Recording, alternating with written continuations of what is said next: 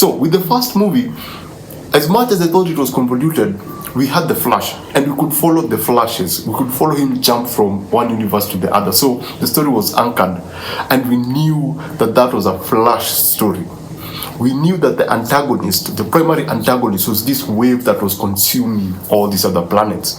So we had Flash as the protagonist and the wave as the antagonist. That was clear. But there were other things that were just making everything too convoluted, right? So we jump into the next movie now. And first of all, the way the movie opens, I kind of liked it because it follows Batman, in a world, because the previous movie, the Flash was creating this pillar that would protect certain Earths from being consumed by this wave. And he was successful in that. And so when we begin this movie, it's in a world whereby there is that anchor, but still a lot of destruction has happened. And so there are some people who are running around causing chaos, causing havoc. One of them is the Joker. And so we open with the Batman Joker story that we're all familiar with. And I thought it was pretty interesting. I thought it was a very different take. I like what they did with characters like Gordon. And then they were able to bring all this, the Robins, with other Batmans all together and make it feel like a family from different Earths.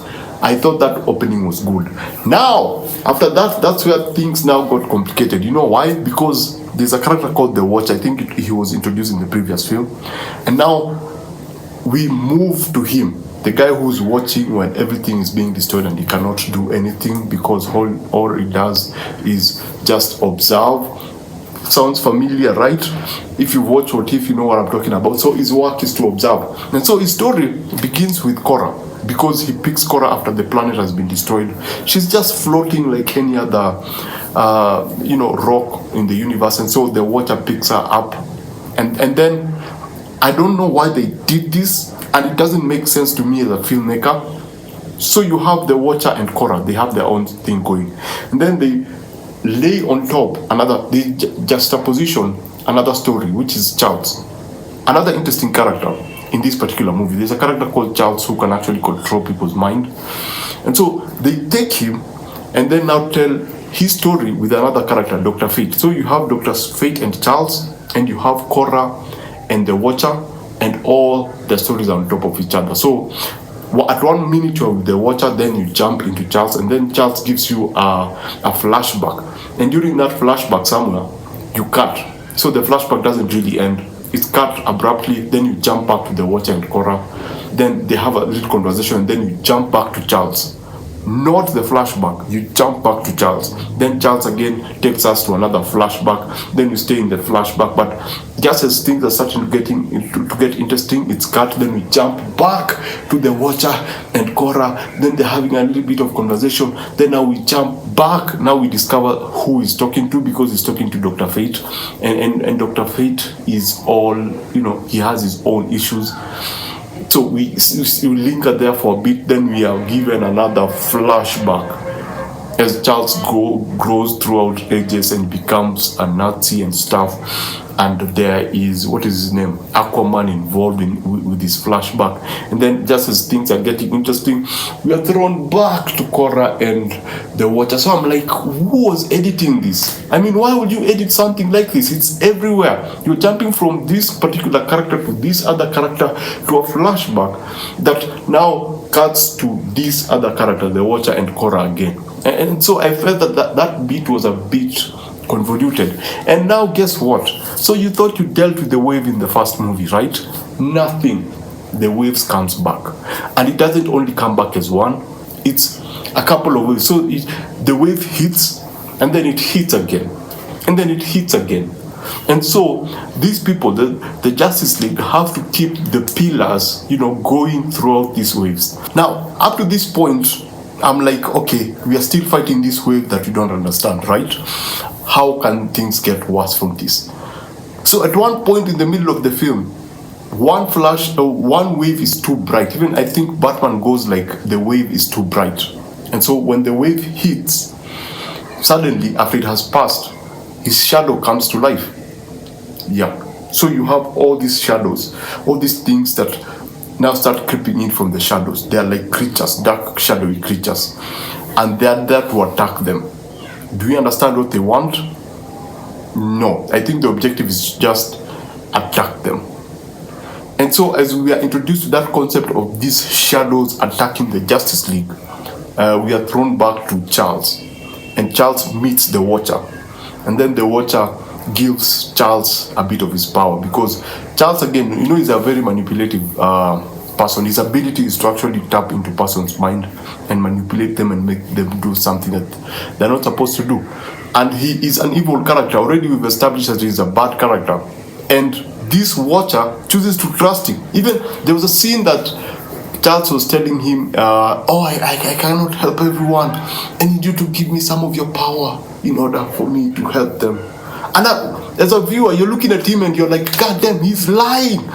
He's a psychopath. This guy is lying. And you're sitting there and the Watcher, you're like, the Watcher, you've seen him. You know the kind of person he is. So why the hell would you even trust him? And guess what? The Watcher trusts him and gives him some of his power. And so now you remember the Justice League is dealing with the shadows. So now we have Charles, who has now become so powerful that he can actually shoot his evil rays from his head onto a planet. And when he shoots that ray onto a planet, the Justice League starts to get corrupt, and so they start fighting each other. I know. I know. So you have the Justice League fighting each other, and then they also have to fight the shadows, and they also have to keep the pillars running, because the waves are also, the waves keep coming. The waves have not stopped coming. So they're fighting within themselves, they're fighting with the shadows, and they're fighting to keep that pillar working. What made me pissed off is that you have these shadows that want to destroy them, right? So when they start fighting, the shadows, conveniently stand at the background and watch them. You can actually see some scenes. There's a scene that Batman is fighting with the Bat family.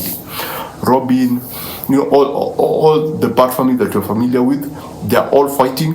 And so you can see in the background as the shadows just stand in the shadows. They're not attacking them. I thought the objective was actually to attack them and destroy them. There's another scene with the Green Lantern, and I think her name is Light. They're having a fight, and so he knocks her on the head with a ball, and then he meets Constantine, and I'm like, okay, so that guy we saw in the first movie is actually Constantine. I thought he was Dr. Fate. They actually led us to believe that he was actually Dr. Fate, but it's actually Constantine. And somehow Constantine knew that everything that is happening was going to happen. You get? So things continue getting convoluted. Supergirl, Cora, confronts the Watcher because she believes that the Watcher watched the world get destroyed, and then she like obliterates him with her laser beams, which are now more powerful somehow. And so the movie ends with her holding him, going like, what have I done? And then you remember you remember the shadows. So yeah, the shadows all converge on one planet. The one with the primary pillar, they converge there, and then they come together and create this giant creature. And so, since if you want to beat the shadow, you need light, they all try to like shoot it with a lot of light. Everyone is just blasting it with. Superman is doing the eyes, the other guy doing with the yellow light. So they're all beaming it with all the light that is possible, and you can see the creature now getting destroyed. But like this is. But like the Sentinels in X-Men, they start forming armor over themselves. So this one giant shadow creates an armor over its body. So now it's protected against the light of the Justice League. And then, boom, the movie ends. Yeah, that's where the movie ends. And I'm there screaming like, what the F? What the fuck is happening? Why would you end a movie at that point? Did you guys tell us that there was going to be a part 3?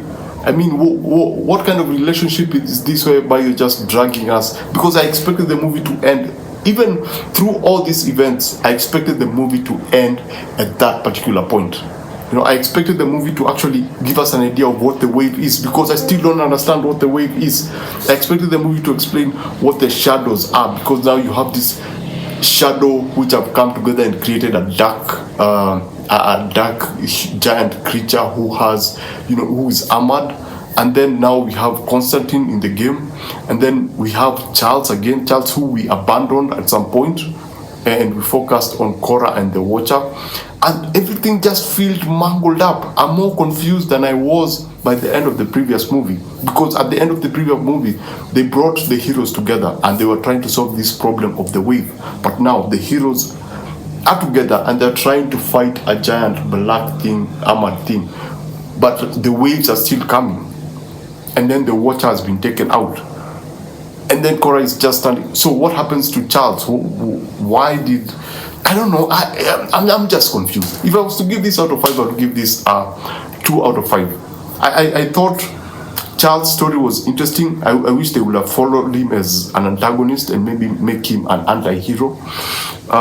The Watcher, his story is conveniently placed to support Korra, because all his powers, it looks like he was designed in this particular show, in this particular episode, to empower Korra, or to be to enable us connect with Korra more. Because at the end of the day, I'm looking at this, apart from giving Charles power and actually discovering Korra, there's nothing else. His story doesn't have any impact on yes, he's running the superhero network, trying to tell all these people what they're supposed to do in order to save the world. But I really didn't feel his impact. Yes, we began with him, but I really didn't feel his impact. So, at the end of the day, Justice League Crisis on Infinite Earths Part 2 is more convoluted than the first one. I thought they had something interesting with Charles. I thought that they had something interesting with Supergirl, but the introduction of the shadows, and then the second waves, the fact that the waves keep coming back, that for me made everything a bit too convoluted. That's why I gave it 2 out of 5. So basically that's it. Have you watched the movie? What did you think about it?